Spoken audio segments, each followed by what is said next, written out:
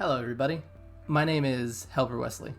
I'm the creator of Asteroid Dig, Atomic Trail, and recently In and Out Night Burglar, a game jam game made in 7 days. It received 41st place overall and 20th place in the fun category out of 468 games. I was planning on making this a single video event, then it turned into a 25, almost half an hour long video, and that was a bit too long to do in a single sitting. And I didn't want to make you sit through a half an hour worth of video in one go either, so I broke it into 2 segments, the first being my setup and the things that I use, and the second being my methodology. Next, I'm going to get into my workflow. There's nothing unique about this, honestly. I think it's the same flow that every game developer uses, beginning with the concept or experience you wish to create. I always go from an experience that I want the player to feel or to have. So for the 3 games that I've released, Asteroid Dig, I wanted the player to experience a nice relaxed game with a little bit of juice, like it's very relaxed and you're just digging down a hole and there's nothing frantic or crazy about it. It's just mindless escapism.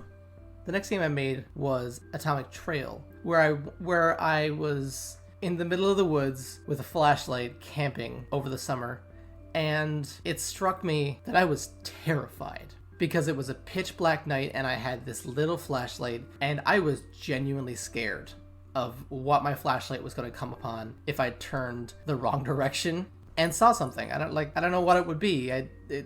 Bear or something. That prompted me to create Atomic Trail, where your characters are basically in a world that is so dark that they can't see anything. And the only light comes from their flashlight. And once their flashlights go out, they are probably going to die. And then for In and Out Night Burglar, I just wanted you to feel sneaky, and I think I succeeded there. Once I have the concept down, I move on to prototyping and creating some sort of build that achieves that experience I wanted the player to have. So depending on what the experience that you want the player to have is, your prototype might need to be bigger or smaller.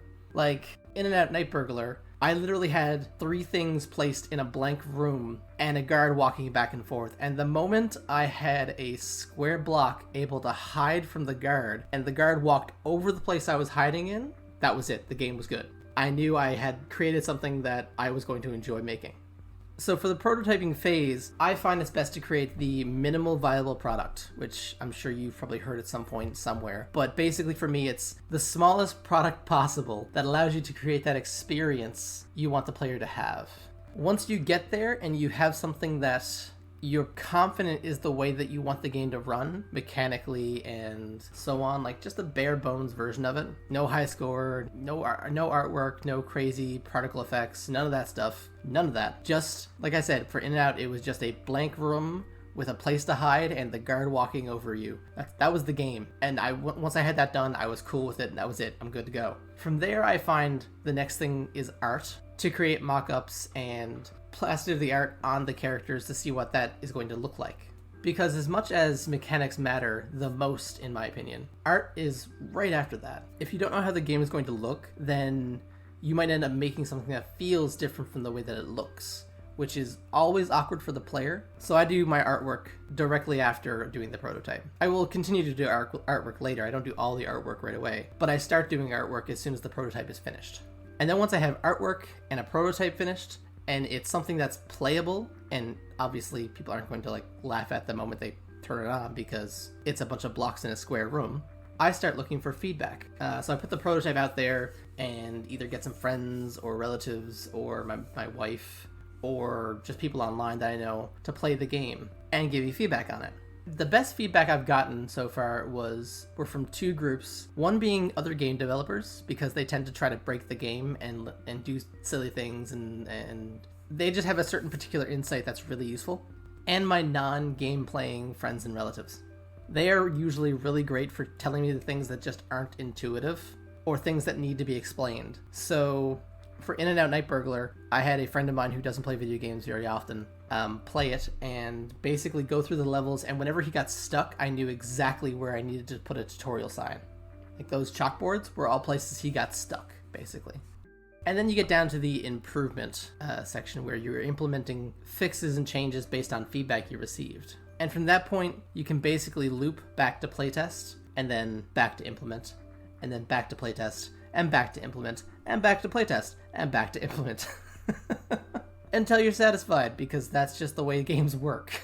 Once you're satisfied with that golden nugget that you've been grinding down to a polish, you can then move on to expanding the game with modular expansions. So you've got your core prototype and it works and everything is just as tight and polished as it needs to be. And then modular expansions are things like more levels that you didn't need.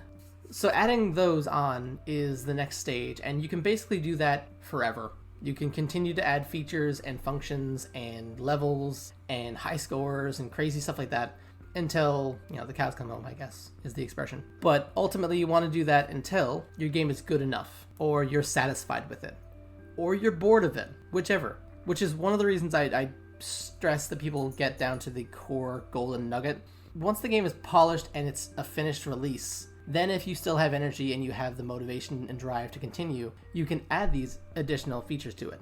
But without that golden nugget, if you started adding things before the polished phase, then once you've run out of steam or energy or time, the game just doesn't get finished, or it doesn't look polished, or it doesn't feel as good as, you're just not proud of it at that point. It's nothing to write home about. So for me, at least, it's take your minimal viable product, polish it to a golden shine, and then expand on top of that until you get bored. Essentially, until you get to the point where you can't work on it anymore, or until you get to the point where you're satisfied with it, which I don't think is possible, and then you release that thing. Finally, I'm going to talk just a touch on how I do my marketing. Because all my games are free, that's really easy. It's easy to get people to play a free game. That's not hard. Hey, can I have 10 seconds of your time to give you a fun experience?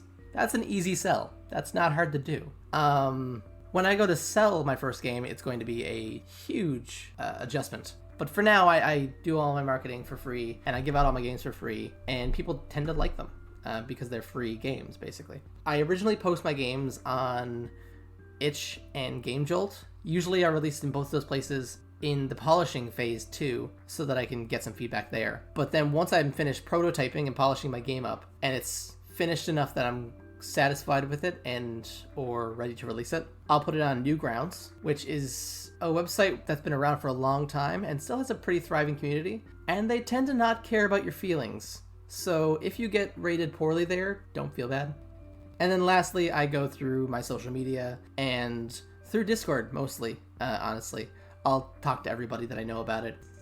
I'm just going to quickly slap up the views I've had on my games to this point, so you can see them and compare, and maybe, if they're higher than your numbers, then maybe start doing some of the things that I'm doing. And if they're lower than your numbers, then just ignore me. Just move on. You go out and do your thing, and you be awesome. Anyhow, guys, this has gone on long enough, and I should really get going.